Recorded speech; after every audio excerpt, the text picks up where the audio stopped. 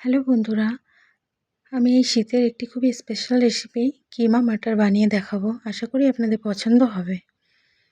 একটা প্যানে আমি সরিষার তেল দিয়ে দিয়েছি। তেল গরম করে তার মধ্যে আমি আলু দিয়ে আর লবণ হলুদ দিয়ে আলুটাকে ফ্রাই করে নেব। ঠিক এরকম কালার চলে আসলে আমি আলুগুলোকে নামিয়ে নেব। এবার ওই তেলের মধ্যে আমি গোটা শুকনো লঙ্কা, জিরে ফোড়ন দিয়ে নেব। তার মধ্যে আমি দালচিনি, এলাচ, বড় এলাচ এবং স্টার এনিসে দিয়ে এটাকে একটু নাড়াচাড়া করে নেব। এগুলো যাতে পুড়ে না যায়, লো ফ্লেমে এটা ফ্রাই করে নেব। তারপর আমি 3টে মিডিয়াম সাইজের পেঁয়াজ বাটা দিয়ে দেব। এবার এটাকে ভালোভাবে আমি নাড়াচাড়া করে কিছুক্ষণ ফ্রাই করে নেব। কিছুক্ষণ ফ্রাই করার পর এর মধ্যে আমি 2 টিস্পুন আদা রসুন বাটা দিয়ে দেব।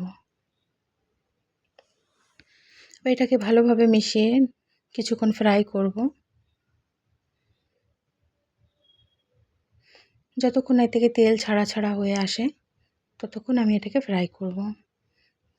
দেখুন তেল ছাড়া হয়ে এসছে। তেল ছাড়া হয়ে আসছে। এবার এর মধ্যে আমি 1 চা চামচ লবণ দিয়ে দেব, 1 চা চামচ হলুদ দিয়ে দেব, 1 চা চামচ জিরে ধনে পাউডার দিয়ে দেব,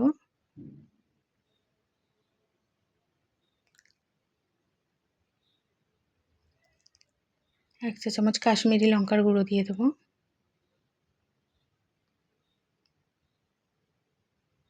1 চা চামচ মিট মশলা দিয়ে দেব,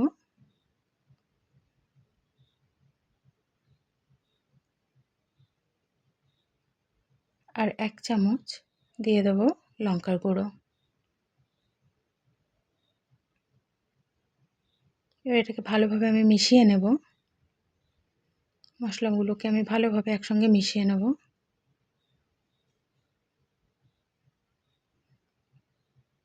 এটাকে আমি একদম লো ফ্লেমে মিশিয়ে নেব।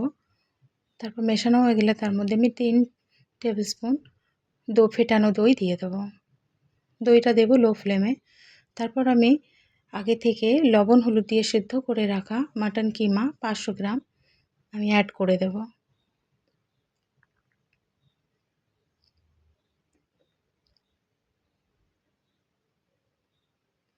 এবার এটাকে মশলার সঙ্গে ভালোভাবে মিশিয়ে আমি একটু এটাকে ভালোভাবে কষিয়ে নেব।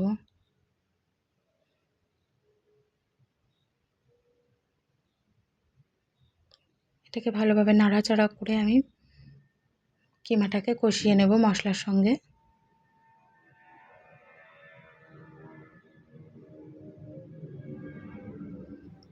তারপর মাটন সিদ্ধ করা জলটা দিয়ে দেব।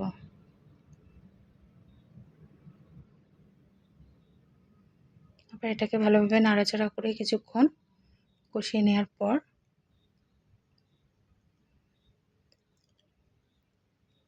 এটাকে আমি লো ফ্লেমে 5 মিনিটের জন্য ঢাকা দিয়ে রাখবো। লো বা মিডিয়াম ফ্লেমে 5 মিনিটের জন্য ঢাকা দিয়ে রাখবো। তারপর আমি সামান্য 1 চিমটে চিনি দিয়ে দেব।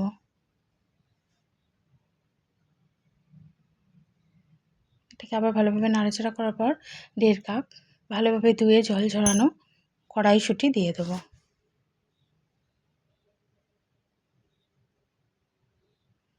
তারপর ভেজে রাখা আলুগুলোকে দিয়ে দেব। আর এগুলোকে ভালোভাবে আমি মিশিয়ে নেব।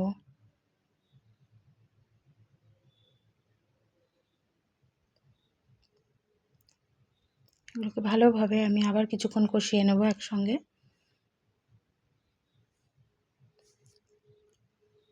তারপরে এর মধ্যে আমি 1 কাপ পরিমাণ জল দিয়ে দেব। জল দিয়ে এটাকে আবার ভালোভাবে নাড়াচাড়া করে মিশিয়ে নেব। তারপর এর মধ্যে 1/2 চামচ গরম মশলা পাউডার দিয়ে দেব। আবার এটাকে ভালোভাবে মিশিয়ে নিয়ে আমি 10 মিনিটের জন্য লো ফ্লেমে এটা ঢাকা দিয়ে রান্না করে নেব। ঢাকা খুলে দেখুন উপর থেকে একদম তেল বেরিয়ে এসছে।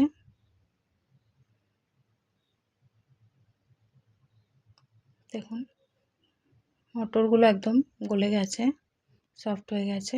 আমি একটা আলুও দেখিয়ে দিচ্ছি।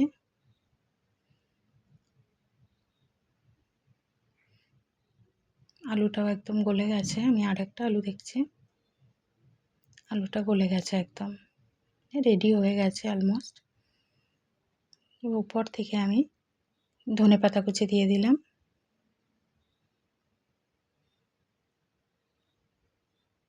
এটাকে ভালোভাবে মিশিয়ে আবার 5 মিনিটের জন্য মিডিয়াম ফ্লেমে রান্না করে নেব।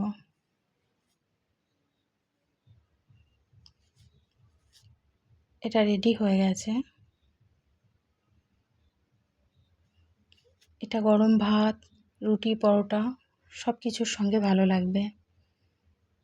আপনারা নিশ্চয়ই ট্রাই করেছেন, কিন্তু একবার এইভাবে ট্রাই করে দেখবেন। আমি আশা করি আপনাদের ভালো লাগবে।